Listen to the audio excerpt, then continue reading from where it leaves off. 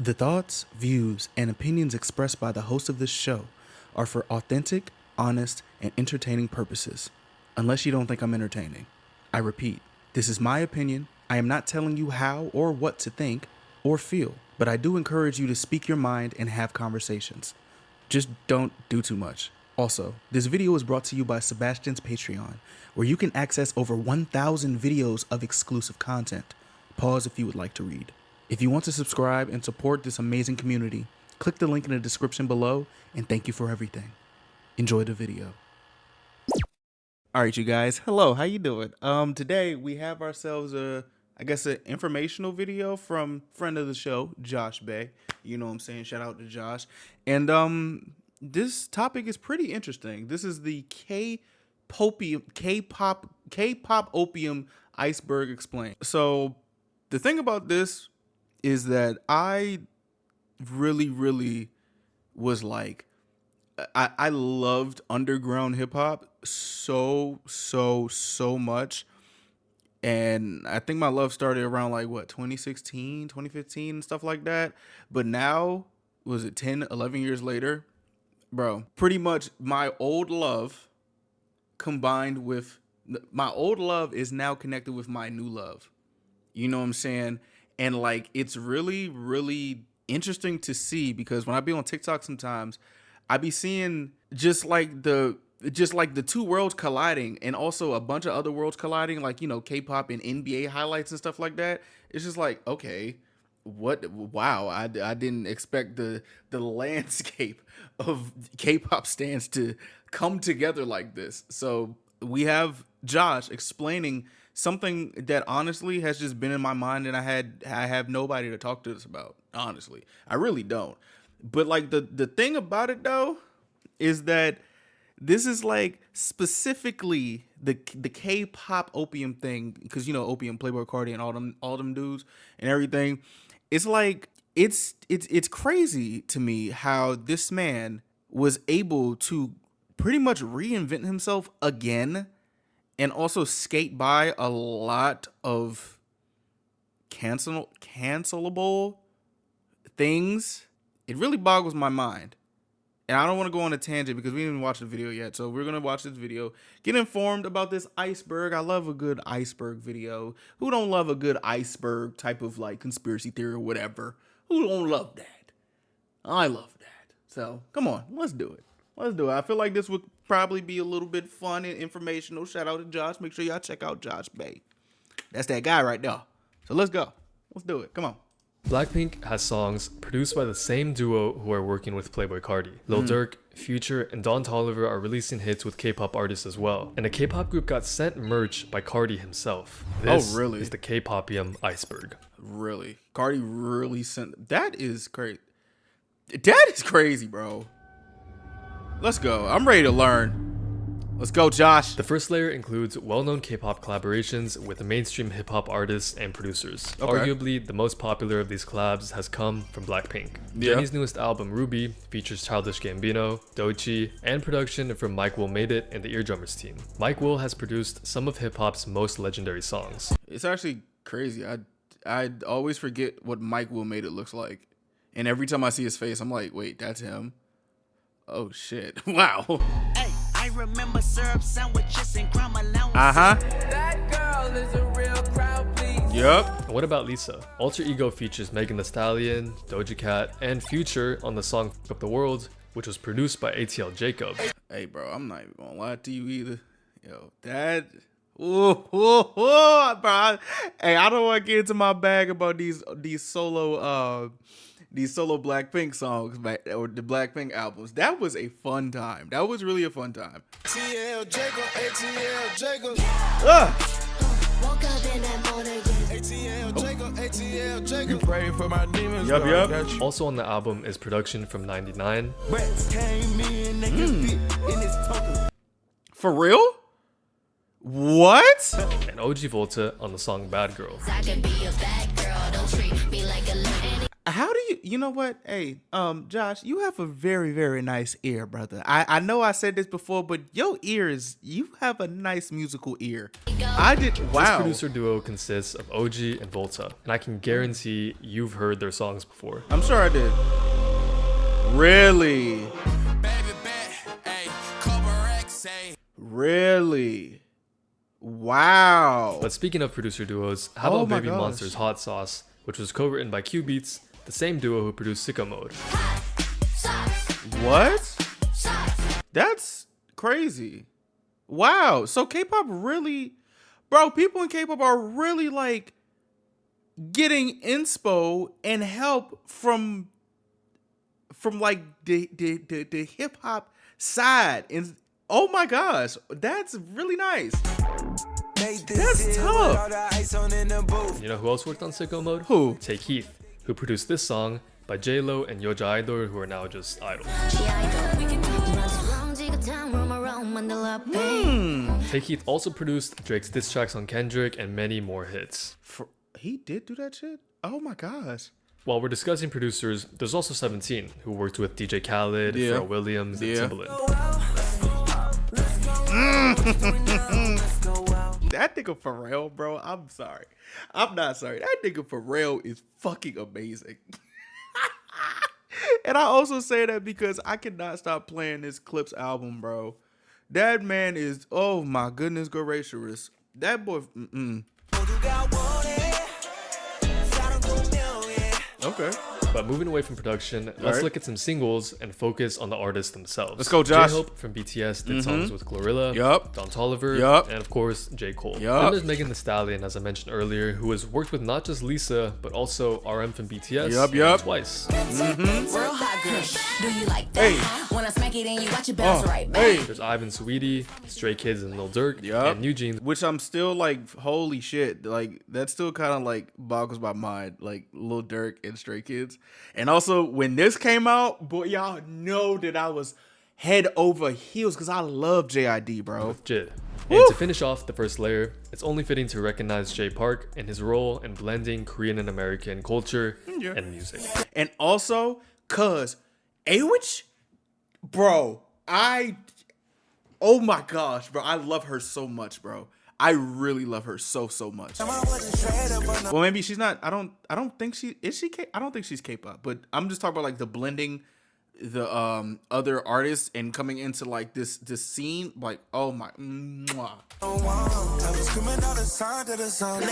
Hey.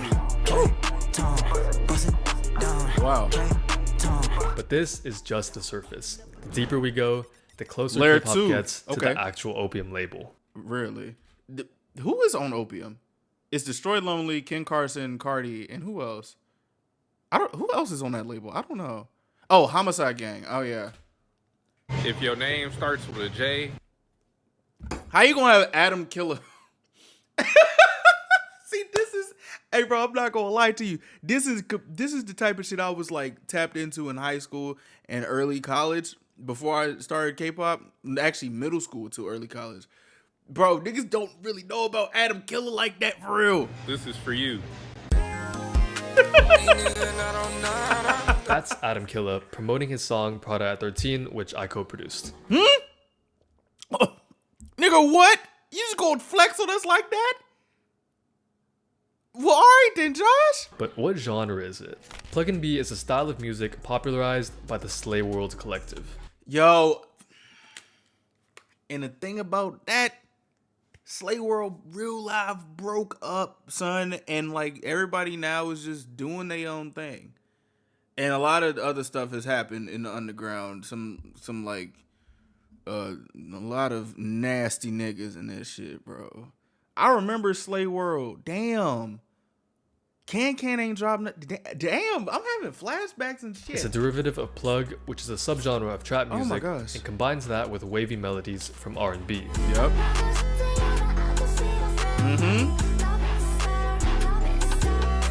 But That shit used to, bro, I swear, that used to like make your day better. Some plug and B. Oh my gosh. Do I even have shit in my playlist from some plug and B stuff? aside from producers making K-pop plug and B remixes, The overlap actually goes further than that. The producers of Magnetic were directly inspired by Plug and B. Tough. Even Wikipedia says so. But if you still don't think K-pop labels have their eyes on the underground scene, They do. this should be enough to convince you. Oh, Now, there's one other oh gosh. major underground genre that K-pop is taking inspiration from. Rage beats? Really? K-pop is doing rage beats? Really? Woo! I'm sure you've heard that song. Now, listen to this K-pop song. They're both rage. Well, then, I mean, yeah, I understand. I mean, it's Young Posse. I was about to say, who else is tapping into rage beats like on the mainstream? I was like, And if I take away the vocals, you would have no idea which one of these is a K-pop song. that's MP5.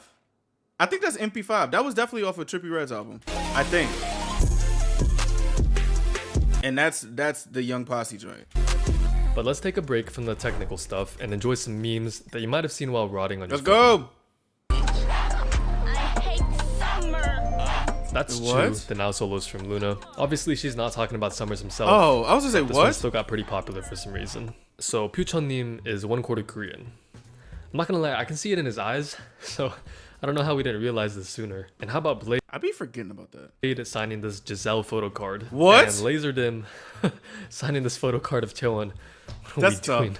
Okay, so we're now past the halfway point of Oh this my iceberg, gosh, and I this is love where this things video. start getting real. For layer 4, What you we'll be mean? looking at real life meetups between these two very different worlds. Huh?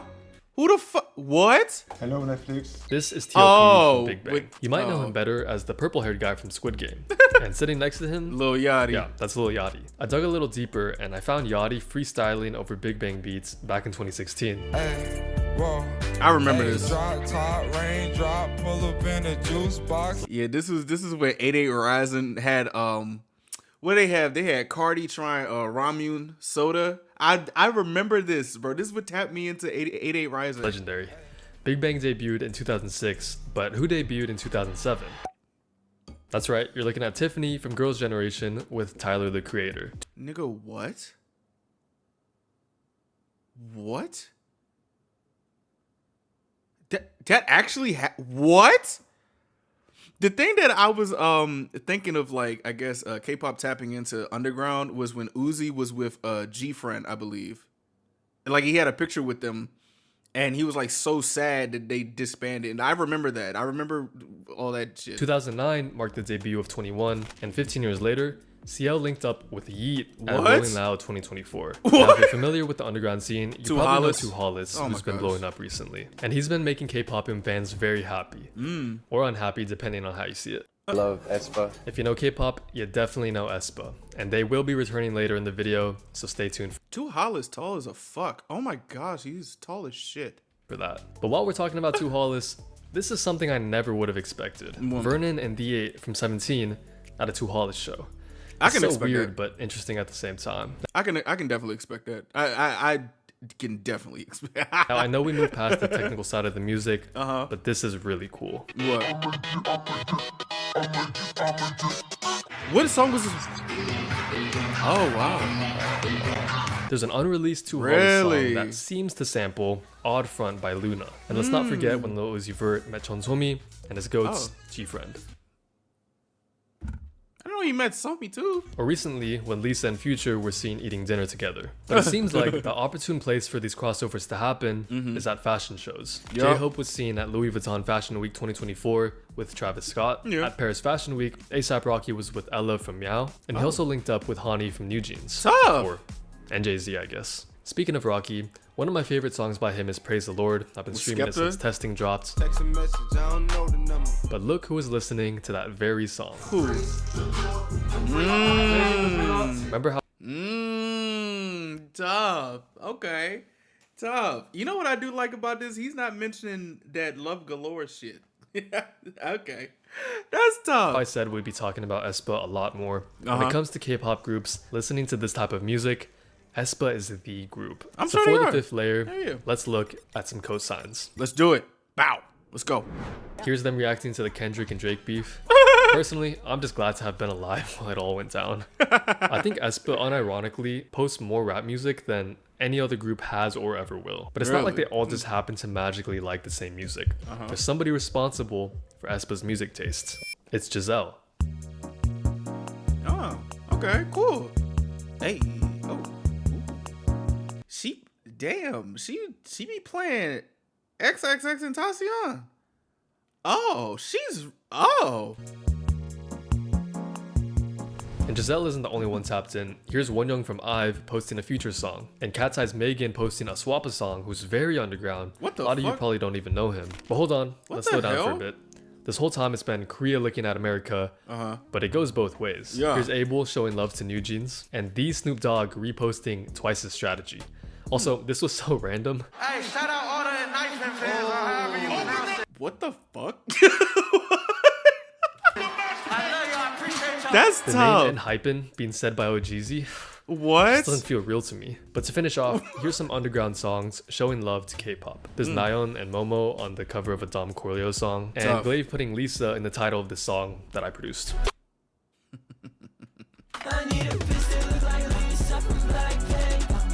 Now I've been saving the best for last, so What? thanks for sticking around for the final layer. We finally reached the bottom where K-pop truly overlaps with Opium. No, for real. And Cause we gotta how- start with Playboi Carti's long-awaited album, Music, Oh, come on. Really? Oh, okay. with track number 3 K-pop? entitled K-pop. Although the original song title was Ketamine, so the Exactly. new song title's probably about a ketamine lollipop, not Korean pop. Yeah, But regardless, guess who's credited on production? Who? It's full Woo! circle. And this album got really popular in Korea. Giselle from aespa, Natty from Kiss of Life, and Yoonjin from La Seraphim all posted songs from Music, and they all got reposted by Cardi. The thing that's kind of crazy about that was like I am like not really like tapped in to Cardi like that no more, like I used to be. Sometimes I'm like, yo, I'm really like and I don't really listen to Cardi like that anymore. But I did like see what this I Am Music thing was about, and I was someone who was like waiting for Whole Lotta Red since dude started lying about that. And when it dropped on Christmas, like I was like, you know what I'm saying, there. I did not know that album had that much like, oh my gosh. Maybe I am becoming old because that joint was everywhere. One group even got sent merch by Cardi. Technically, Cat's Eye isn't a K-pop group, but they're in the same general industry. And in fact, they're one of the most outspoken groups when it comes to Opium. We both Really? love Opium. We do. Love Cardi. Let me just say, I am Playboi Carti's #1 fan. Then Really? there's Baby Monster's Asa recommending songs from the album. And I Well, shit, man. Well, damn. found this clip of Seollin from Triple S covering Fiend. Fiend. And of course, here is some more aespa. What's your favorite song in I Am Music? Like Wheezy. Really? Oh shit. Interesting. All this being said, it seems there's one group who isn't big enough Wait, she dropped foreign? Oh yeah, she's really tapped in. Oh my gosh. for Cardi's attention yet.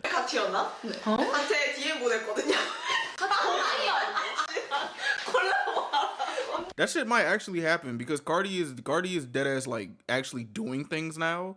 He's not being like that mysterious guy no more, so I guess that could possibly happen. Now it's been Cardi this, Cardi that this whole time. But what about the Kim other Carson? members of Opium? Here's Destroy Lonely at a Blackpink concert. His profile picture on SoundCloud is still Rosé. Still? And he name dropped Blackpink in a song. I like the K-pop hoe. I'm going Blackpink. Ain't that nigga in jail now? I'm really not tapped in with the underground no more. And again, going back to Giselle, when she posted Ken Carson's music and even got a repost and comment from Ken. She also shit. changed her profile picture on Bubble to a Ken Carson visualizer. Really? I gotta get off the internet. Hey. And here's XG doing a dance cover of Yale. She smart as fuck, I got this bitch straight Okay. out of Yale. Yeah, I know it's real. And if Yeah. you listen to Ken Carson, you've Oh, definitely yeah. heard production from Starboy and Out of Town. And those two produced this Jungkook song. Starboy, you're my hero. Are you fucking serious? Oh my gosh. Every day I wonder if What? And that's it. 6 layers of lore with everything I could possibly find on this excessively niche topic. It Fool, honestly feels what? surreal sometimes to see these two drastically different worlds on opposite sides of the world, crossing over in various ways. But I'm sure we'll continue to see more between these industries in the coming years. Make sure to check out Kpopium TV and Kpop Underground on Instagram. They helped a lot with researching for this video, and they make great content about this topic. And if you like K-pop and underground rap music, I've got a Spotify playlist in the description below. Hope you enjoyed, and I'll see you soon. Josh, you really done did it again. This is why I like you, Doug. You have a very great ear for music, and that shit is crazy. And also about the like, I guess for me, I would honestly think like this is some type of pipeline, because you already know how I feel about, you know, K-pop and like black culture and stuff like that. I mean, it was bound for this to happen. Like, honestly, I believe it was bound to happen, but just seeing it, it's like, wow. Like, wow. Oh my gosh. Like, it's really, I guess, for me, I'd say we could use this as a win. You know what I'm saying? Like, with all that cultural appropriation stuff, it really seems like there may be a blip in the tide changing, because I didn't know that these two worlds were really this combined like that. I thought it was just like doom scrolling memes and stuff like that. Like Chew over his head, I hate Summers, and somebody is putting Summers in like a circle. Like, that is actually, that's like kind of tough. That is kind of tough. That things like that really, like, I guess, like, makes my heart flutter, because like it's nice. It's really nice to see. Like, I like seeing worlds collide, and just the fact that the world that I was so into back then collided with the world that I'm into now. That is cool as hell. That is really cool as hell. I also really want to get my Instagram back. I'm not gonna lie to you, but hey. Yeah. Anyway, hey yo, check out Josh Bay, please. This dude is the truth.